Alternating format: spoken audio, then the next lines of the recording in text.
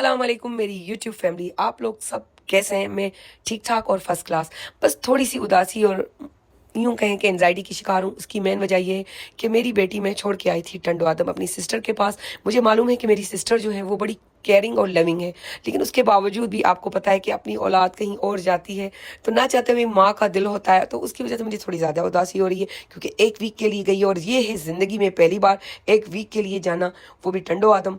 तो फिर मैं अपनी उदासी को दूर करने के लिए घर से बाहर निकली कि थोड़ा चक्कर लगाऊं, वरना तो मुझे ज़्यादा एंजाइटी हो जाएगी। और फिर मैं आई पेट्रोल पंप पे और मैंने भरवाया पेट्रोल, और पेट्रोल भरवाने के लिए हम आगे की तरफ बढ़े और मैं उसको याद भी करती जा रही होती तो कितना मज़ा आता। फिर मैंने वीडियोस बनाई, यहाँ वहाँ की बातें सोची और सोचा कि कुछ इस तरह किया जाए कि मुझे बोरियत ना हो, मैं परेशान ना हूँ और ज़्यादा मुझे उसकी याद ना आए, ताकि ये जैसे तैसे करके 3 4 5 दिन मेरे गुजर जाए।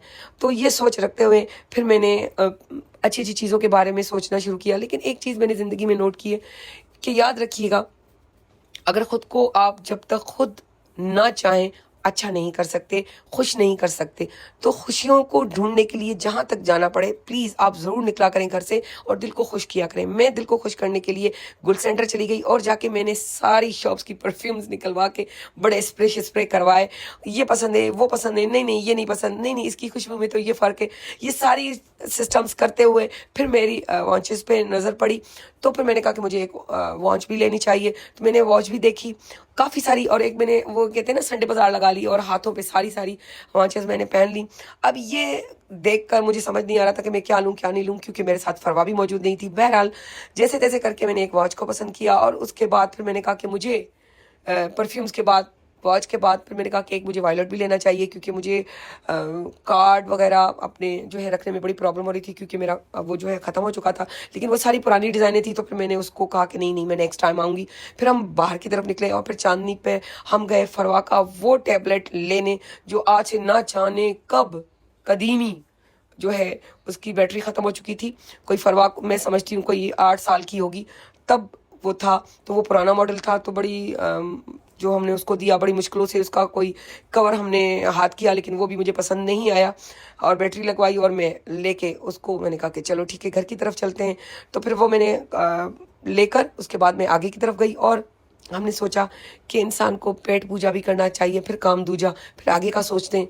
तो फिर मुझे दिल में आया कि हमारे, क्या बात है, वो बर्गर वाले भाई जो चांदनी पे, कौन नहीं जानता कि उनका कटलेस और बर्गर बड़ा मशहूर होता है। पहले एक शॉप पे भी हुआ करता था, लेकिन अब सिर्फ ये स्टॉल पे रखते हैं।